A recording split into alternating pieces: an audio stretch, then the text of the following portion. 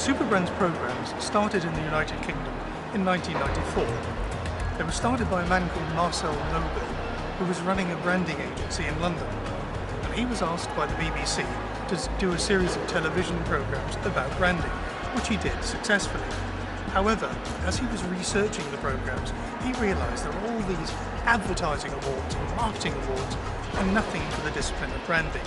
So he started Superbrands as a branding award scheme. And since 1994, Superbrands has expanded into 83 different countries around the world.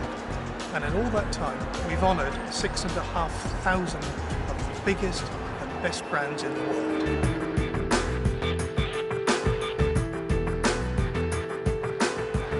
The way that the Superbrands programme works is we appoint a Superbrands council when we move into a new country. And the council members are people who've been successful in business in that marketplace, who have an affinity for branding, and if you like, are opinion leaders in the community. Once we've got the council in place, we have a team of researchers who go out and make a note of every single brand available in the country in all categories, and there are thousands and thousands of brands. We have to bring that down to a manageable number. So what we do is discard the very small brands, or brands that are in too specialised a field ever to become Superbrands. Nevertheless, in Thailand this year, we ended up with a short list of 1,451 brands.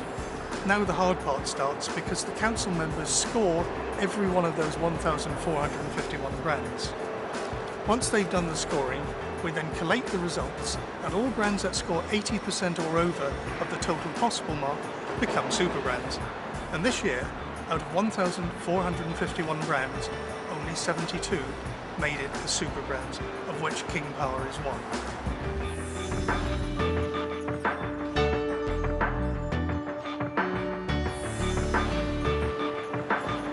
People sometimes say to me, what is branding all about? And I always give them the same answer. It's a mixture of elements. It's partly advertising, it's partly marketing, it's partly public relations. But the most important part of all is that nebulous brand equity, which is another way of saying trust. What we ask our council members to do when they score the brands is to bear in mind how they feel personally about the brand. Do they feel comfortable with the brand? Do they trust the brand? Does the brand deliver what it promises to deliver time after time after time? And in the case of King Power, obviously the answer is yes, because people feel comfortable with King Power. They trust it, and King Power doesn't make promises it can't deliver. That's why Superbrands are very proud to have King Power as a Superbrand in Thailand. And I pay tribute personally to King Power.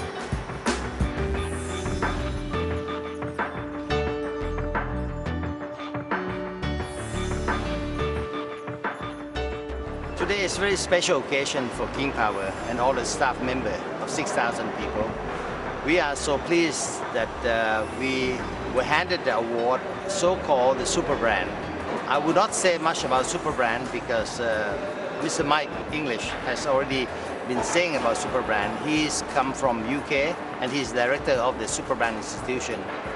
It's very difficult to obtain this brand, and one of the reasons that why we obtained this brand, because we've been able to create the trust between the customer and ourselves. Well, I was saying that we received Superbrand today, but 2 months ago we also received one of the best awards to the duty-free business around this Southeast Asia, and we won the best Southeast Asian operating in one single country of the duty-free award, so-called award by the Red Fox. And we've been receiving this award for the past 9 consecutive years.